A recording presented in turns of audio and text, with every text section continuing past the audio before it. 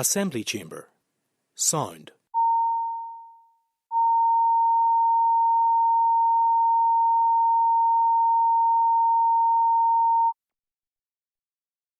Assembly chamber. Sound.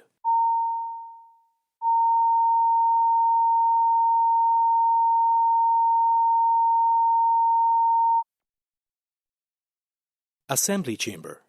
Sound.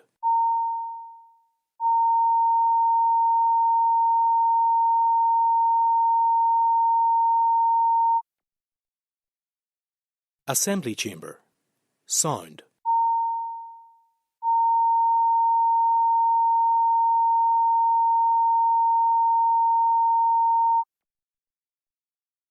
Assembly chamber. Sound.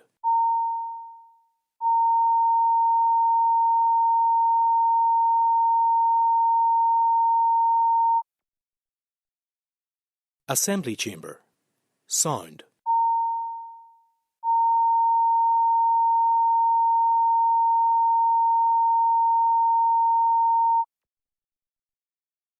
Assembly chamber.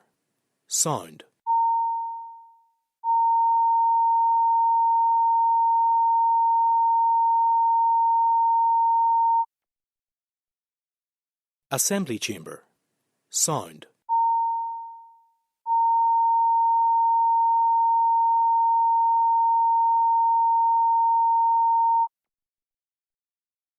Assembly chamber. Sound.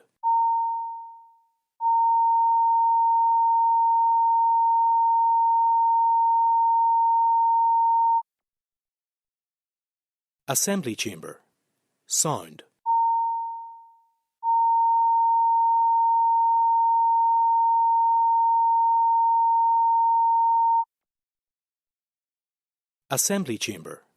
Sound. Assembly chamber. Sound. Assembly chamber. Sound.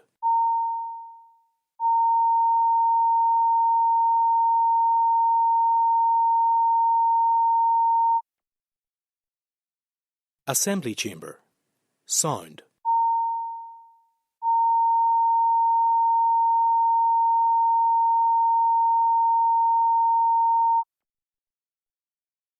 Assembly chamber. Sound.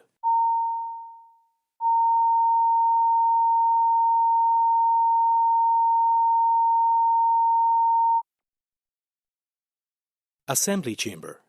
Sound.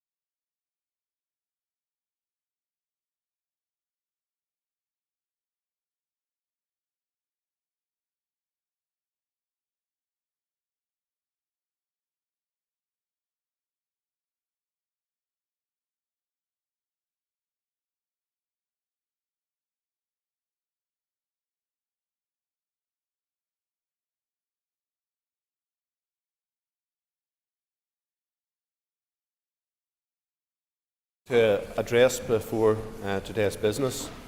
Firstly, I want to confirm to the House that I have written to His Majesty the King to convey the best wishes of the House following the announcement of his cancer diagnosis. Cancer is something that affects many families in the community, and thankfully medical advances have made a huge difference to the treatment of cancer, and we have thousands of cancer survivors in our community, indeed in the Assembly, including myself. I know we have a matter of the day shortly for parties to express their views, but I know to speak on behalf of the whole House, I will be sending our best wishes to His Majesty for a speedy recovery. On a different matter, after my election on Saturday, we said how important it was for the Assembly to get down to business, and we're glad to see we have a motion today to allow the Assembly the opportunity to discuss a really important issue. Can I also inform the House that the Business Committee has agreed that question time should begin a week sooner than is normal after ministers are appointed, and we will be encouraging ministers to bring business to the House at the earliest opportunity. Referring to myself on Saturday as poacher turned gamekeeper, I meant that in more ways than one. I'm the first Speaker to have been a departmental minister previously, and therefore know many of the ministerial strategies in relation to the Assembly and committees and the tricks that they will try and pull. So I will be writing to ministers this week to remind them of the key procedural issues and requirements and courtesies towards this chamber. Ministers have exceptionally important roles, but so do the members of this Assembly in carrying out their business of scrutiny and ensuring accountability. This is the case for every member who is not a minister, whether they belong to a party in the executive, the opposition, the smaller parties or the independents. I intend to uphold the right of every member to exercise that scrutiny. Thank you.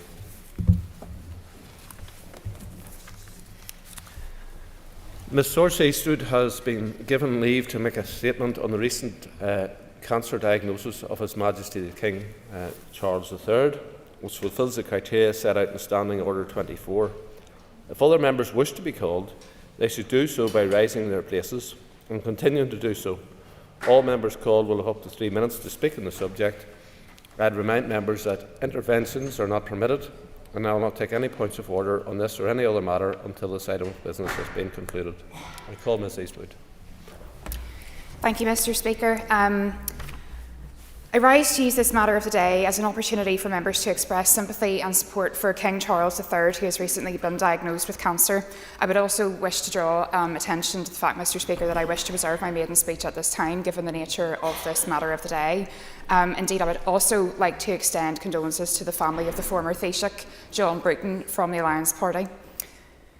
Mr Speaker, the King didn't have to share his diagnosis of cancer, but he did so to raise awareness of the issue, and indeed with full heart and public spirit. As well as members having an opportunity to express well wishes and support at this time, I do think it is important for us to do exactly what the King has said and to assist public understanding of cancer. Over 10,000 people in Northern Ireland are diagnosed each year, and projected figures show that 1 in 2 of us will get cancer. And indeed, Mr Speaker, I thank you for your comments at the start of this sitting. I know this is something you have battled with personally, as have many other members sitting in this chamber today. All of us have been directly or indirectly impacted by cancer. And indeed, it was only on Saturday past in this House, Mr Speaker, that this issue was raised by both the First and Deputy First Ministers. And that gives me hope that this issue is seen as both an urgent one and a priority. We know that while great progress has been made, Northern Ireland lags behind to comparable countries in terms of survivability. We also know that the King revealed that it was only by accident that the cancer itself was found. I can immediately think of 3 people in my own constituency of Lagan Valley who were diagnosed last year in ED, and sadly 2 out of the 3 are dead. Time is of the essence, Mr Speaker, in battling this disease.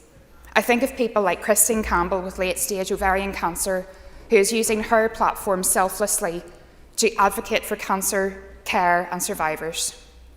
I also think of Emer Smith, Ozzy Rogers, Adam Watson and Adam's Army, Poppy Ogle, and many, many other young people, and indeed people right across family members belonging to this House.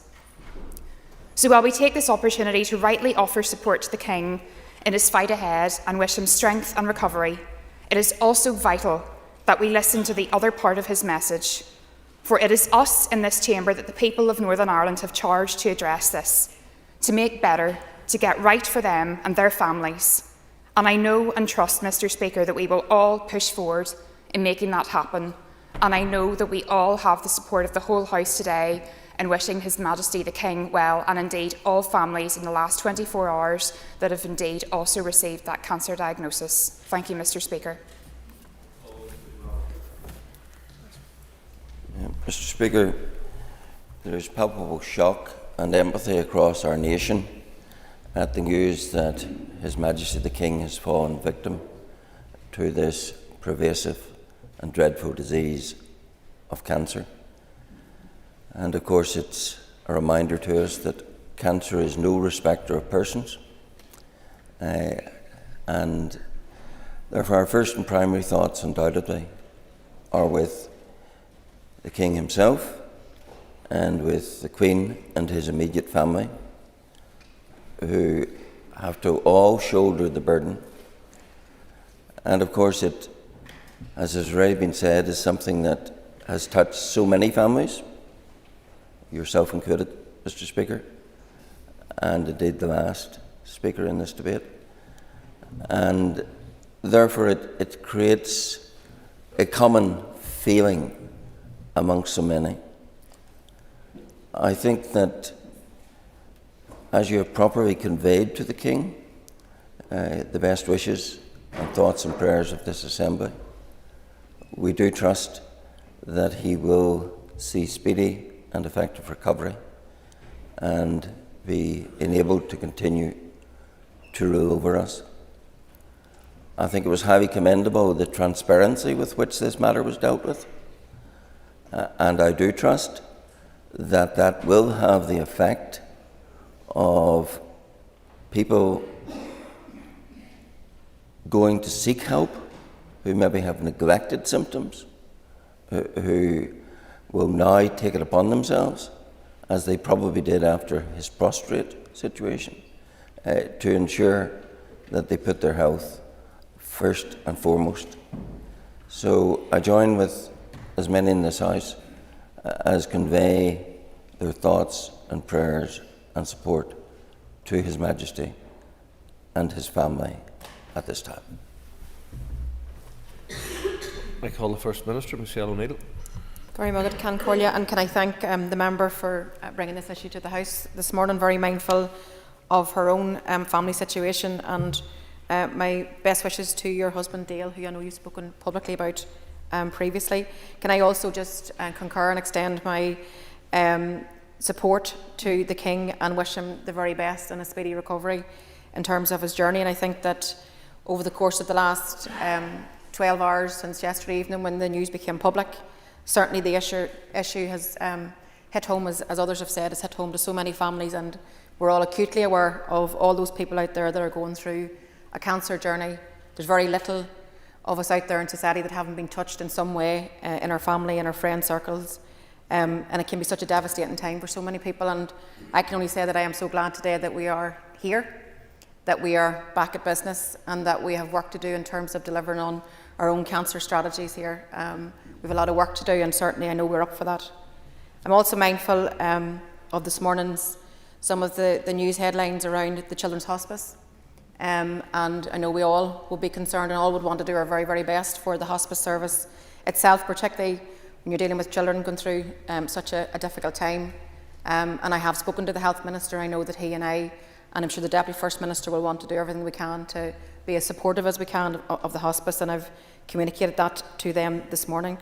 And then just finally, Can Corlia, I want to also pass on my condolences to the family of former Taoiseach John Bruton, who we've just been notified has sadly passed away. And again, to his family and friends, we send them our condolences at this very sad time.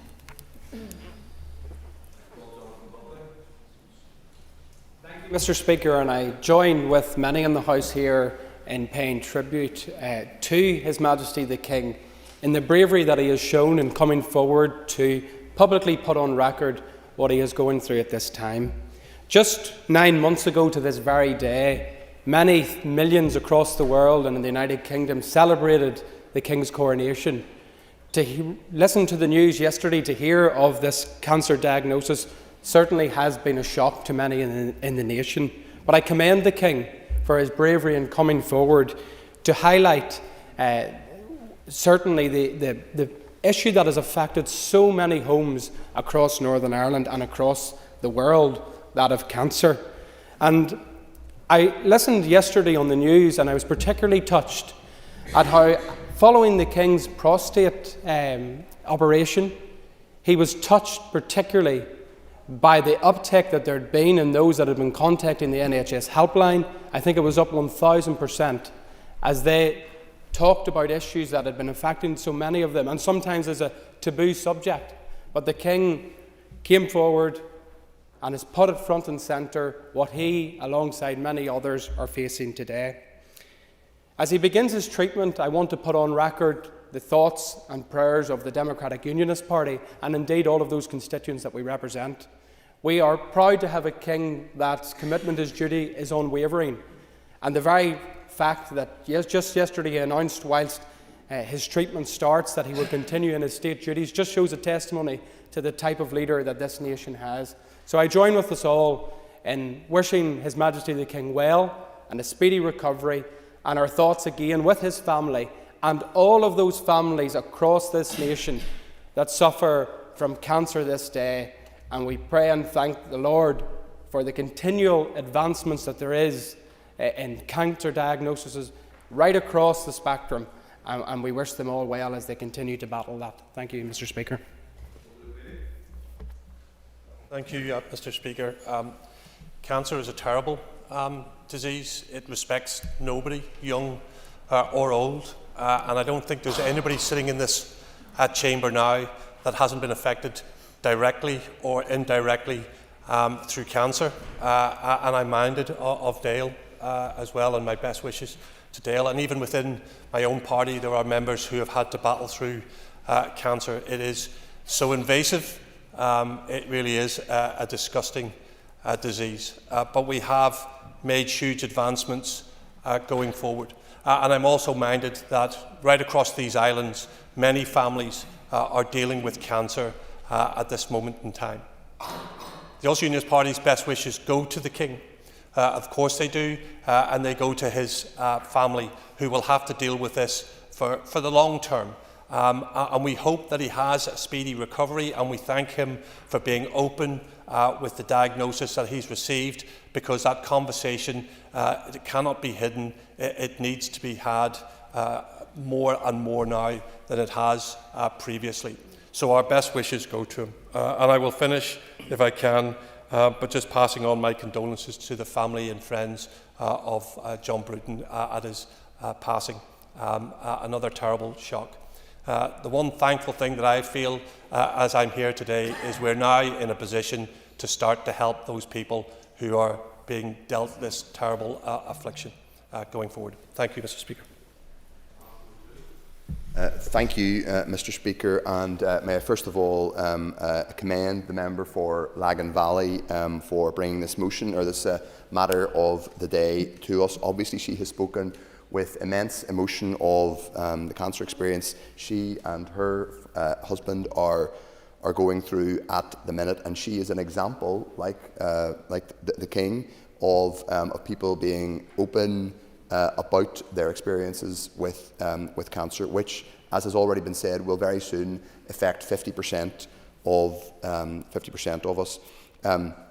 Our condolences also go to the family of Taoiseach John Bruton, whose sad passing we learned about today, and we may have an opportunity to debate his legacy on another occasion. Mr. Speaker, the King has done something very brave today, which is use the office, the role that he holds, not simply to, as it were, make this a private matter, but to do something that takes courage at a very difficult time for him and his family, which is to talk about his cancer experience. It's also been said that an increasing number of people, because of the problems in health services, true in England, but even more true here in Northern Ireland, the number of people who are receiving their cancer diagnosis on an incidental basis. That is deeply troubling and deeply worrying. It is a good thing that we are back in this chamber and able to do something about it. It's a good thing that there is now a health minister appointed here who can start to do the work of dealing with the issues in our health service, which will hopefully improve cancer outcomes. But once again, let me express my thoughts with the family of the King. It is true to say that there are basically very few rules in the world that are more public than that of a monarch. Across this House, that we put formally our concerns and best wishes to His Majesty the King. We all know that it's not just the person who is going through that journey themselves, as difficult as that is, and we absolutely wish His Majesty the King all the very best for his treatment and for his recovery. But we also know the huge pressure put on the family and friends of those who are suffering, and I'm sure very, very many people across this House today have gone through that, or at least know many people either that have gone through that or are currently going through that very challenging journey.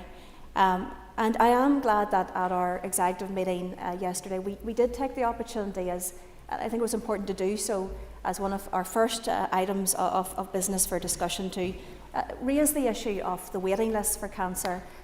Waiting lists across all kinds of different issues, of course, but in particular we raised the issue of the waiting lists for cancer, because they are quite simply unacceptable, and it's a very, very good indication of the type of issue that we do need to collectively work together to try to resolve. And I am confident that there is that collective will, just as there is in this House today, to send our best wishes to the King.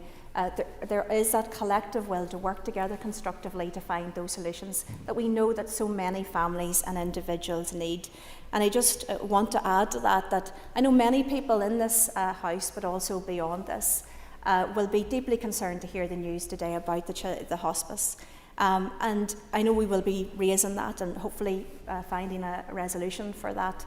But it is a very good example as well. It's not just the person, it's not just the family and friends, but we rely hugely on the incredible work of so many people within our health system, in the hospices and beyond that. Those people who care and support people going through what is often the very worst time of their lives. And I think we should put on record the thanks. I know that the King will receive excellent care, I have no doubt, as does many of those going through the similar journey right throughout Northern Ireland.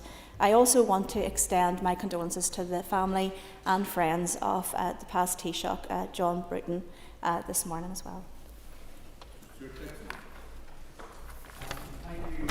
Mr. Speaker, and thank you to my colleague Saoirse Eastwood for her very brave and open way of dealing with her family, and particularly her husband Dale's diagnosis of cancer.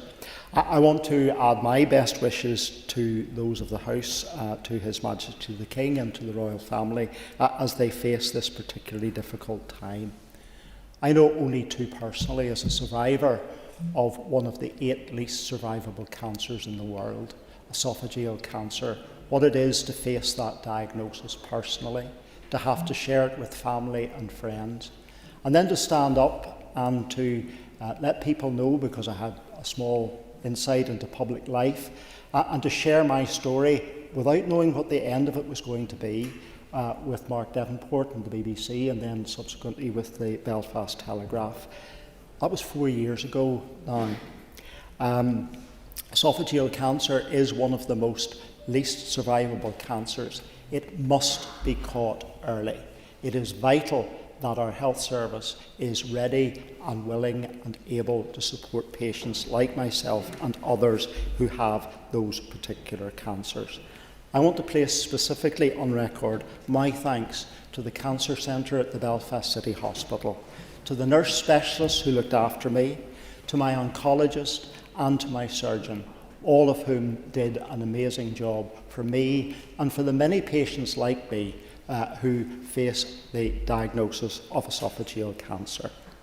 So, Mr. Speaker, I have immense admiration for His Majesty the King and the way in which he has publicly come forward at this very early stage to let people be aware of what is happening to him and the difficulties that his family will face. And finally, Mr. Speaker, I also want to place on record my particular sympathies to the family of John Bruton, former Taoiseach, who died sadly this morning. And as others have said, I'm sure we will have an opportunity to pay tribute to him.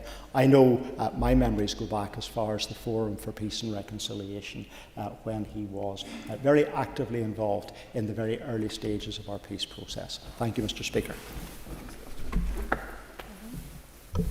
Thank you, Mr. Dixon, and could I thank all of the members who have spoken and for the dignified way in which this has been conducted.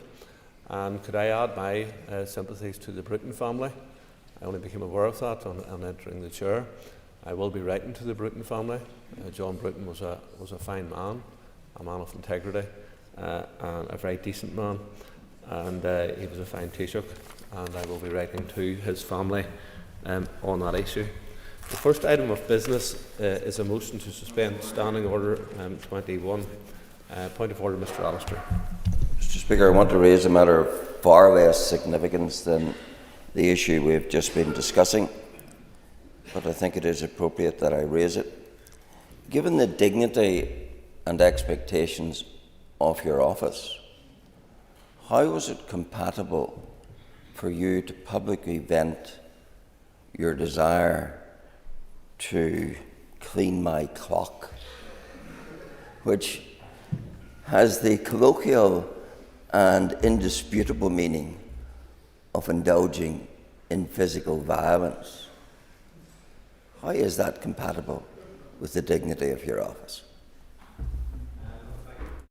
I thank the first of all, in reference to that, I think the member's being a little sensitive. We were in a debating chamber, and the reference was in the import of the debating chamber. So, Mr. Allister, had I had the opportunity to put you right, I would have put you right on that occasion, but I didn't have the opportunity to do that. No other connotation should be taken from it. That would be entirely disingenuous or misleading. So that's the situation. I move then to the first item of business. It's a motion to suspend Standing Order 21. Clarke, please read the motion. That Standing Order 20(1) be suspended for 6th of February 2024. I call Ms. Sinéad Ennis to move the motion. Moved. Before we proceed to question 1, I'd remind members that this motion requires cross-community support.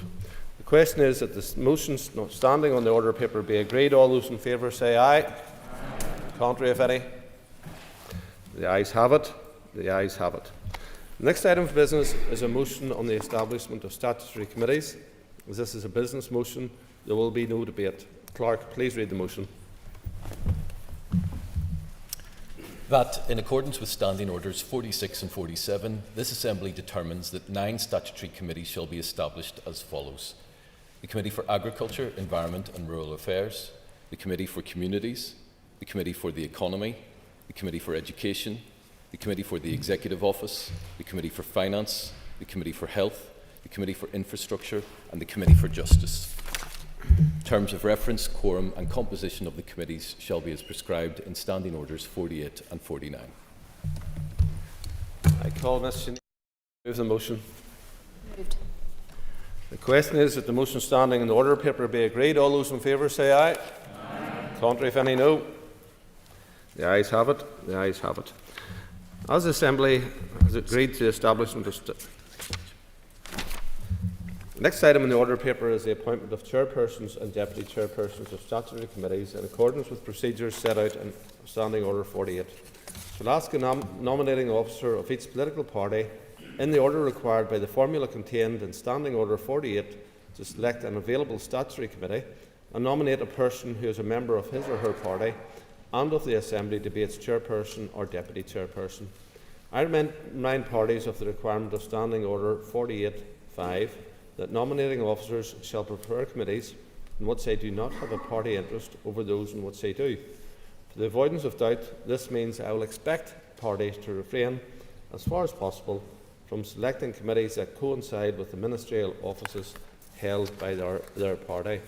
I shall now call on Mrs Michelle O'Neill as the nominating officer of the party which has the highest figure under the formula to select an available statutory committee and nominate a person who is a member of her party and of the Assembly to be its chairperson or deputy chairperson.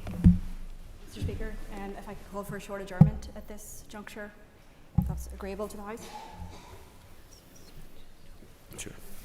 Okay, a number of whips have asked for this matter to be suspended because there's some more work needs to be done. So I will propose at this time to suspend for 15 minutes. Assembly suspended.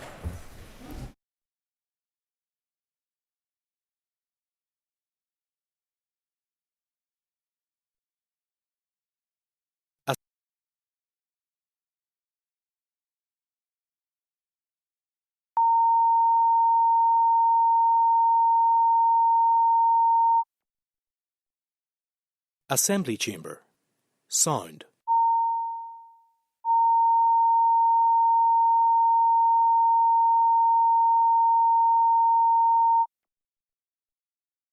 Assembly Chamber. Sound.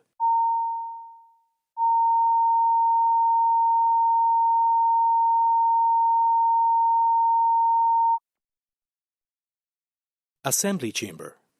Sound.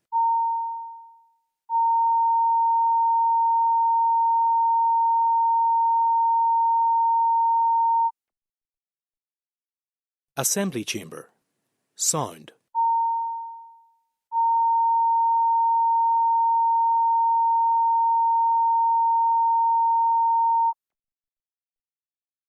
Assembly Chamber.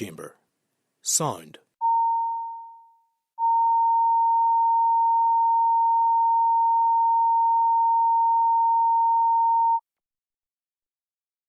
Assembly Chamber. Sound.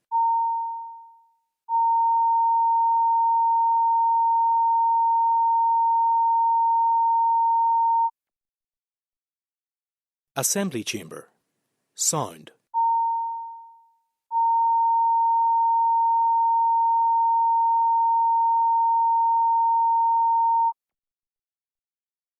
Assembly Chamber. Sound.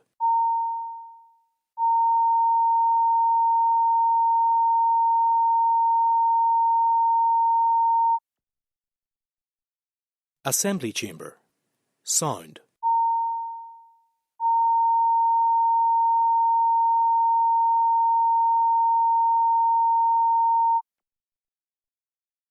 Assembly Chamber.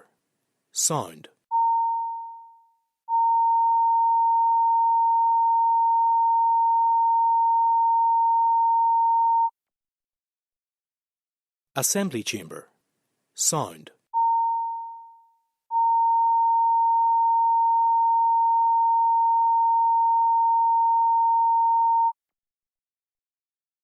Assembly Chamber.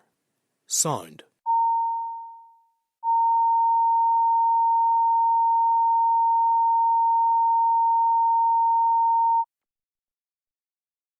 Assembly Chamber. Sound.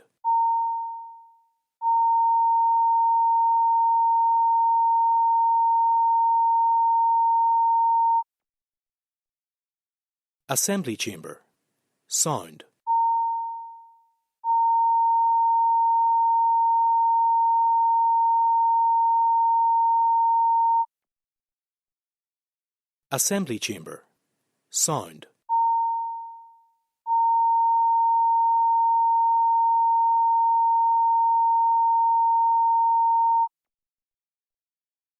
Assembly Chamber. Sound.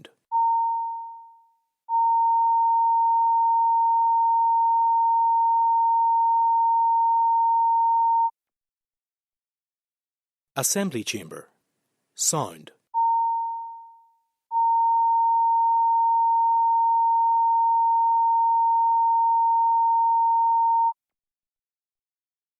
Assembly Chamber.